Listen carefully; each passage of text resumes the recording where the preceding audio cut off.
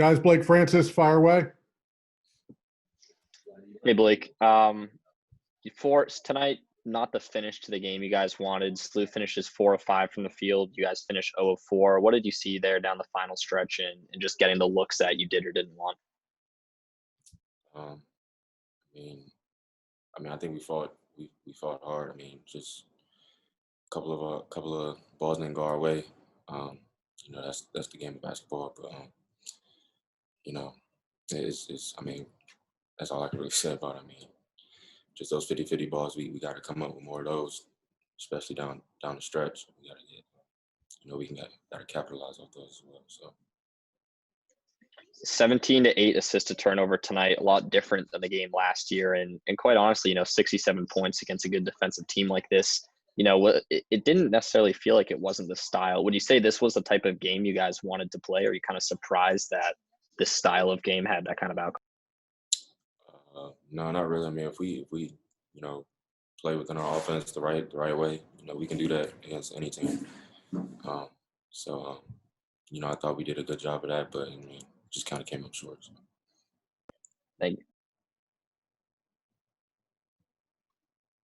Blake, I'll actually ask one and just record your answer here. What was different? Obviously, Grant was playing differently because of his injury. How do you think that changed your offensive game plan for the team? It was a big difference because he was kind of out there. It's hard for him to play with a broken finger, so he was kind of sometimes of the game he's playing with one hand, and for anybody you can't really be effective with one hand, but for him to go out there and play with a broken finger shows how tough he is. So that's all. Just doing that, you got to respect him for that. So. Blake, how do you guys feel about where you're at now with just one game left? I know you feel like you guys have been shortchanged by getting a few games scratched, but obviously a close one with 2 bubble teams tonight. I'm sure you guys are aware of bracketology. How do you guys feel where you're sitting? We kind of can't worry about all that outside stuff and brackets and all bracketology and all that. Got to just move forward from this. We got one game left. Got to focus on that game. Got to win that game, and then after that game, it's on to the next. So we just got to have tunnel vision at this point and just move forward. Thank you. Yeah, I'm really proud of how we played and fought back. We did not have a good first half, but I thought our second half we were really good and tough and did a lot of good things. So, I thought St. Louis played very well, and we're looking forward to Monday night's game. Chris, what generated that comeback? And then the second part is, in the last 4 minutes, how did it get away from you? I think our energy on defense was better and really good. I think we had maybe 10 steals in the game. So I thought our hands were active. I thought we were, obviously they're a tremendous interior team. And while we struggled there, I thought we were able to apply pressure on the perimeter and make it a little bit more difficult for them. And I thought that energy really translated. I think the last 4 minutes, we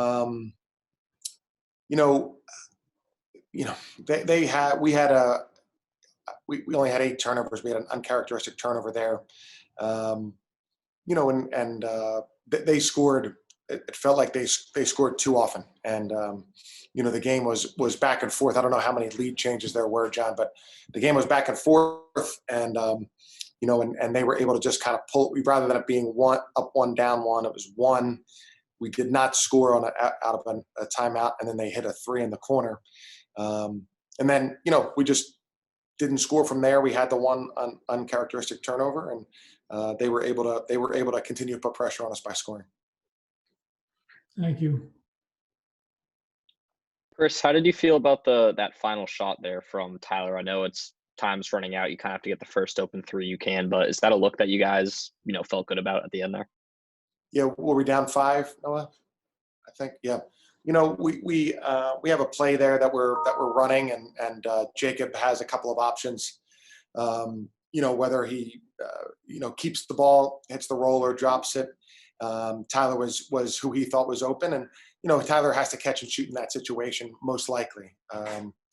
obviously, it not going in makes it feel worse. But they're the options that Jacob has. I thought seeing it live, I thought he made the right one, and I thought Tyler shooting the ball. I don't know exactly how much time is left, Noah, but so certainly we'd like to have it back because it didn't go in, but I don't necessarily think it was the wrong read.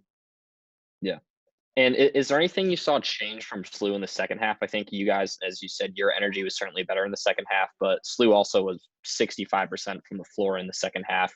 I know it's tough when they're physical and you have Grant's injury, but anything they did differently, maybe getting in the paint?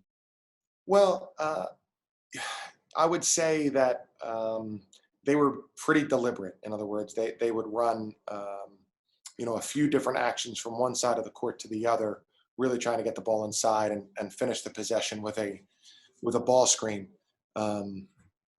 So I would think they were even more deliberate in trying to get the ball inside. And so, and then when they did that, if we've had the miss or if we forced them to miss, just too often they came up with an offensive rebound, and we're in that position because of taking that first shot from inside the paint.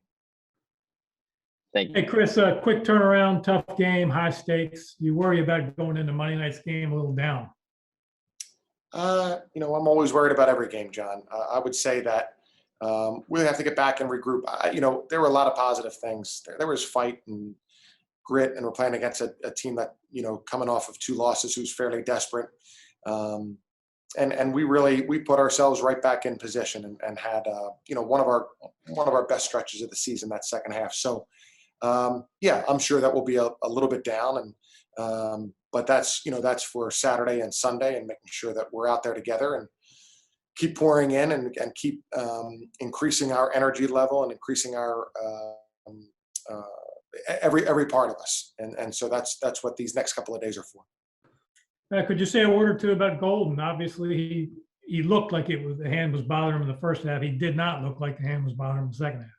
Yeah, I think it's a pain tolerance issue. And I think that if he gets bumped or nicked, he's going to have to, have to deal with that. And that's not going to be easy. I thought in the second half, though, he had a really great stretch where we scored in the post and he was active. Obviously his passing was good.